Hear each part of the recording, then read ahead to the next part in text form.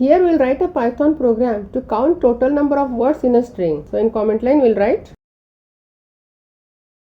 We will execute this program using function. So we'll define one function, count word, with one parameter. To store the total number of words, we will define one integer variable total which is initialized with 1. Then we will use for loop to check each character in the word. So for char in str1, to separate the two words in a string, we will either use a space or a new line character or a tab key. So we'll check it. So if char equal to space or char equal to /n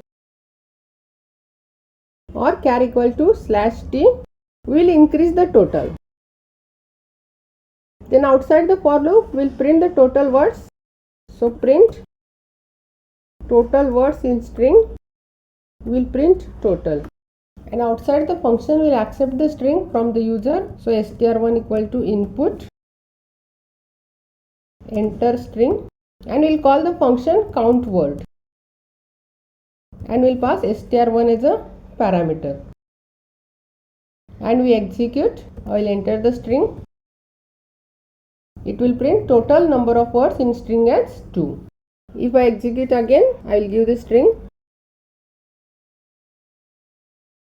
It will print total number of words in string as 4. Here we have initialized the total value with 1.